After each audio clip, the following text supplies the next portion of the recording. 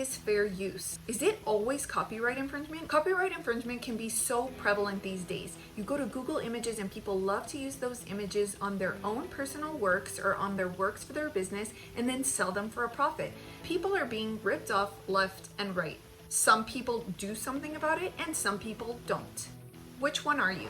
Hey everyone, my name is Marcella Dominguez and I welcome you back to my channel. If you are new here, I am a trademark copyright lawyer and I help small and medium-sized businesses offline and online with all of their trademark and copyright issues.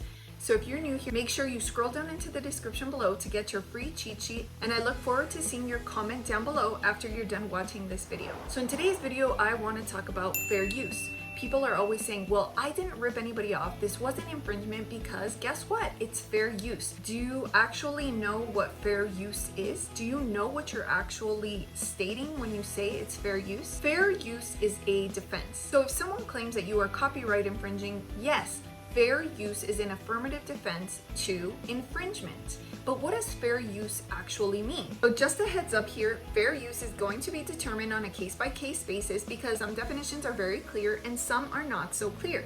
So sometimes you'll just have to analyze each situation, each case, and each issue and decide whether or not you think it is fair use. Now, of course, keep in mind that your opinion might be completely different than the opinion of a judge. So if you need help deciding whether something is fair use or whether you should move forward with using a particular image, sound, lyric, piece of artwork, make sure you send me an email because it's always free to do so. Scroll down into the description for my email. So let's consider factor number one, the purpose and character of the use. A court will want to know, did somebody use somebody else's work with the purpose of reselling it and profiting from it? Or is somebody taking that piece of work and simply using it for something other than commercial purposes? This is something that the court will want to analyze and really scrutinize and take a look at when they're analyzing your particular situation. If you're in these shoes, then ask yourself, am I taking this and then reselling it? If I am reselling it, then there might be more drastic consequences for me, and there might be a finding of infringement if I am taking that work and trying to make money off of it because I am commercializing it.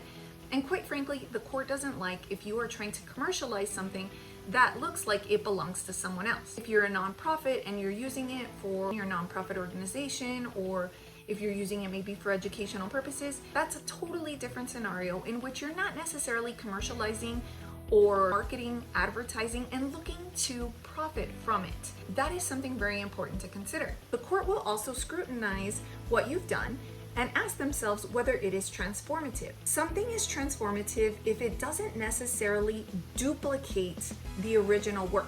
In most cases where there's been a transformation, there is likely a finding of fair use. Now, the second factor to look at when determining whether something is fair use or not is the nature of the copyrighted work. Now, is the work considered more factual or is it more fictional? In the situation where something is considered more factual, then there will more than likely be a finding of fair use. Well, if something's factual, then that means everybody knows about it, right? It's not something that's specific to a creator. And copyright laws are supposed to protect creativity and lyrics, poetry, and creative pieces of work. So if it's fact, it's not necessarily a creative work.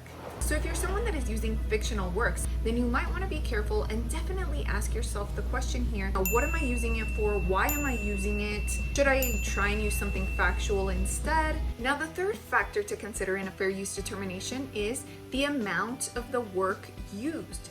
So are you taking the entire copyrighted work and then transforming it? Are you only taking a part of the copyrighted work and using that for something? The less of the copyrighted work that you can use, then the better the chances are of a finding of fair use. Make sure that you're using best judgment here and you only use a little bit. Definitely pay attention to how much of the copyrighted work you're actually using and claiming. In total, there are 4 factors to consider if you are wanting to know if fair use is on your side. Can you use fair use as an affirmative defense if you are in that situation?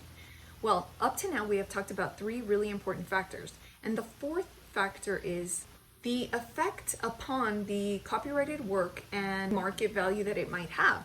So for example, if you've replaced the copyrighted work and people are now purchasing your work instead of purchasing the copyright owner's work, then you have really affected their business. You might even have taken some of their profits, some of their sales. Whether or not you know this to be true, that is the effect that you are having on the original copyright owner's business. And so that would definitely hurt your chances of claiming fair use. If you are greatly affecting the copyright owner's ability to profit from his or her work, then you better watch out, because the court is going to be very unhappy with you and you're not going to be able to say that it is fair use. Allow your creative juices to flow in some other way besides looking at other people's work. If it resembles somebody else's way too much and it doesn't really pass muster with these 4 factors to be considered fair use, then you better think again and you should reconsider what it is that you're actually creating and why you're creating it. Now, if you're somebody who really wants to protect their work with a copyright registration,